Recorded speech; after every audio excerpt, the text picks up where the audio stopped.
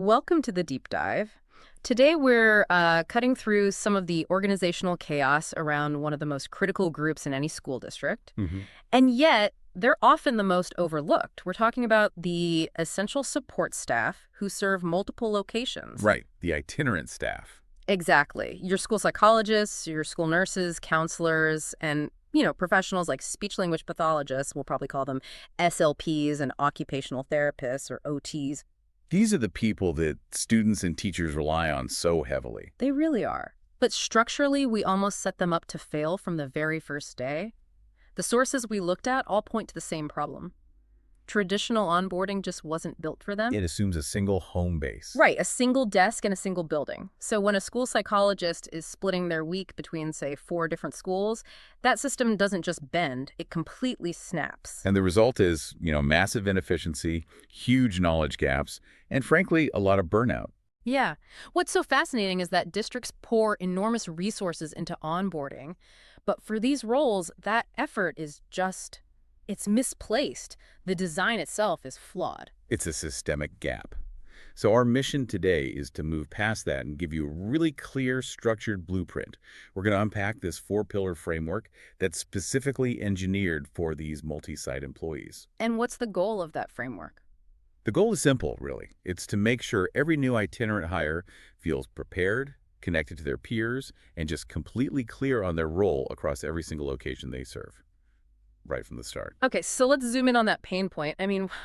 Why is this so hard? I read this one quote from a school psychologist who said she feels like a roaming laptop. A roaming laptop, wow. Yeah, because she spends so much mental energy just carrying her stuff around and trying to remember which building she's supposed to be in. That feeling, that roaming laptop, or what the sources call a permanent visitor, that's the direct result of 4 standard assumptions that organizations make. And they just completely break down for these staff members. Immediately. Okay, let's name them.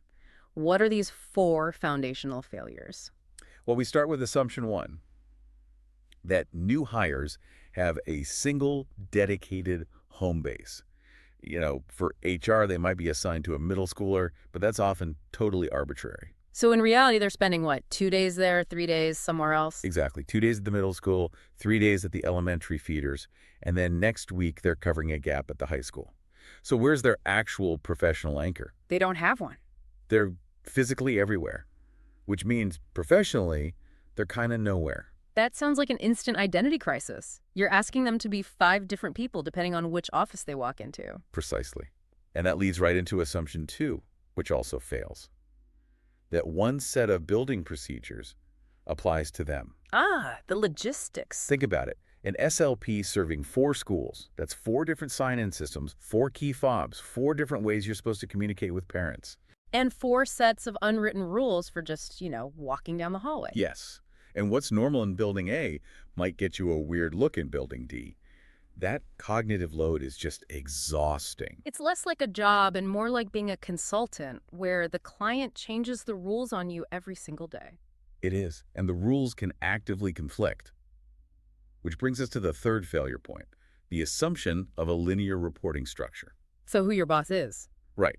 Imagine a school nurse covering 3 campuses. They might get conflicting directions from 3 different principals about, say, allergy protocols. But wait, don't principals need to have autonomy in their own building? How do you solve that conflict? That's the core tension.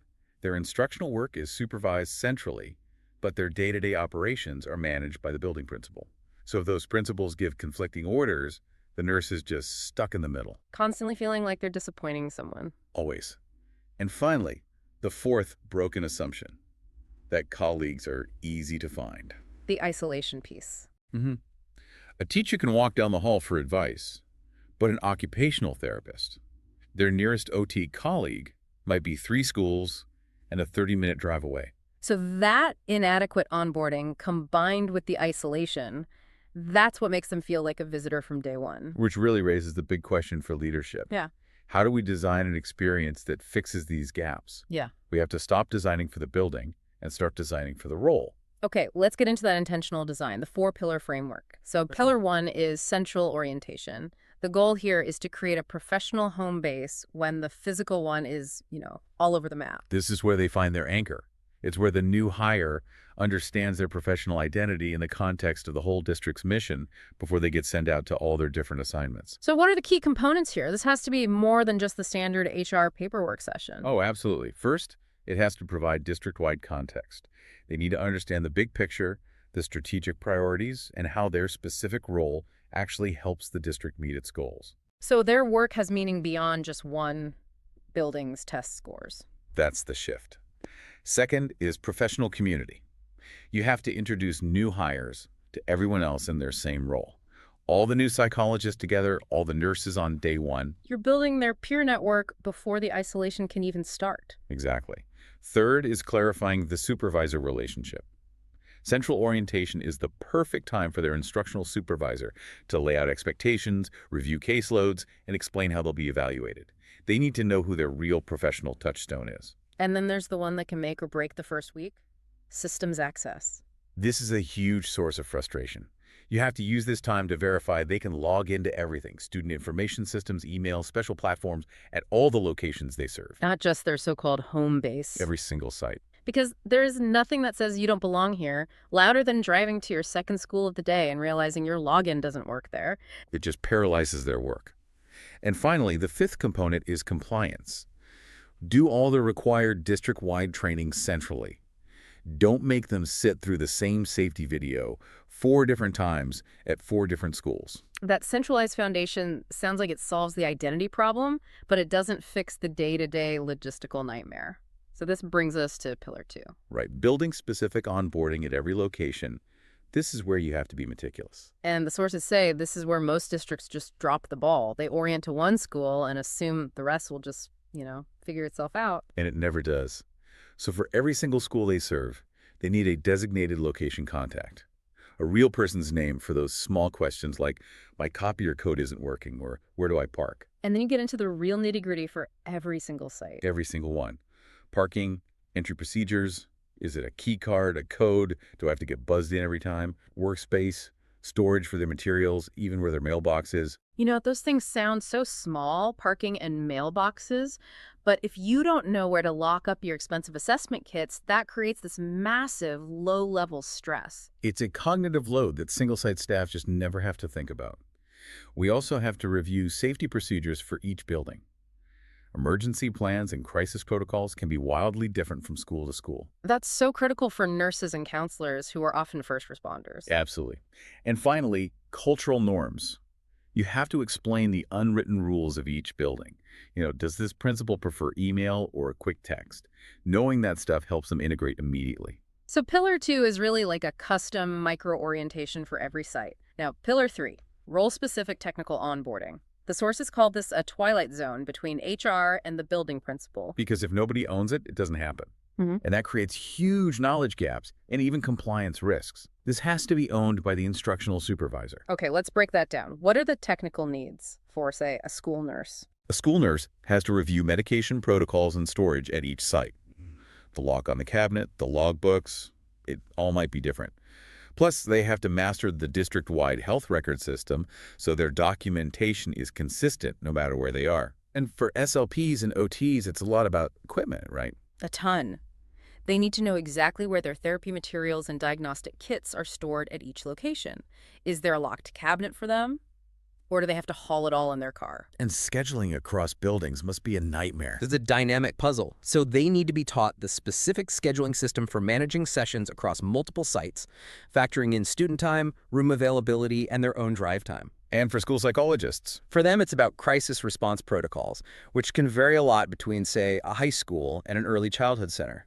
And critically, they need to master the evaluation and reporting systems to ensure all their documentation is timely and compliant. So moving on to the last pillar, Pillar 4, belonging building across fragmentation.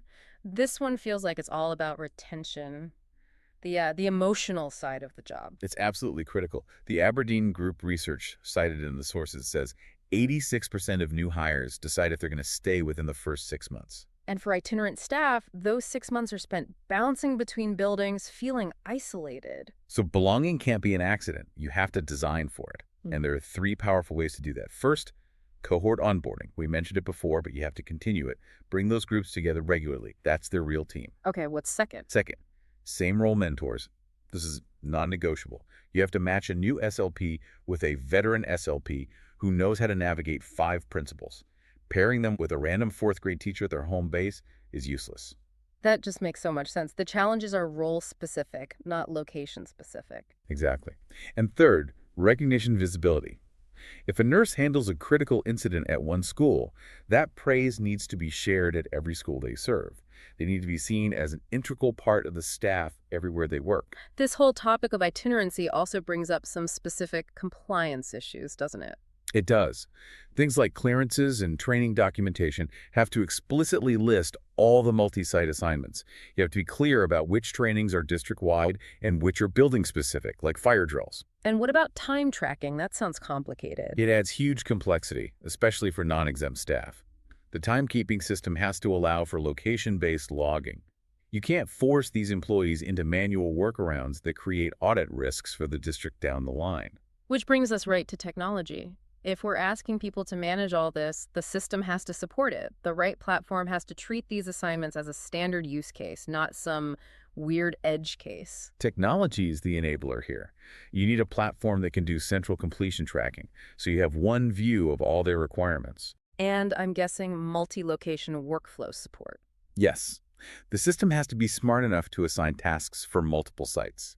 It needs to know this SLP serves 4 schools, so it has to trigger 4 building orientation checklists and track when each of those 4 principals signs off. That sounds like a game changer. It is. You also need mobile access so they can do paperwork between appointments and manager visibility across locations for their supervisors. Workflow automation is really the key to making this whole framework operate smoothly. This is a really comprehensive framework. For listeners who might be feeling a bit overwhelmed, we've broken this down into 4 immediate steps you can take this week. Yeah, start simple. Step 1, just identify your itinerant roles. Make a list of every single position that serves multiple buildings. You might be surprised how many there are. Step 2, Audit a recent hire's experience. Pick one person and just ask them. What orientation did you get at each location? Did you meet every principal? Who was your mentor? Step 3 is about ownership. Clarify it. For each itinerant role, draw a clear line. Who owns the central and technical training versus who owns the site-specific logistics at each building? Just documenting that is a huge first step. And the final step is maybe the most important. Connect directly with your itinerant staff. Ask them, what did you need during onboarding that you didn't get? Where do you still feel disconnected? They're the experts. They already know the answers. So the big lesson from all these sources is that you have to make an intentional shift. A fundamental shift. You have to move away from a building-centric system that fragments their identity toward a role and district-centric system that actually unifies their experience. And that leads us to our final provocative thought for you to think about. The sources are pretty clear that instructional supervisors own the central and technical onboarding, while principals own the site-specific logistics. So if one of those groups isn't consistently doing their part, let's say principals are just too busy, how does that fragmented ownership structure keep perpetuating that permanent visitor feeling for your most critical staff?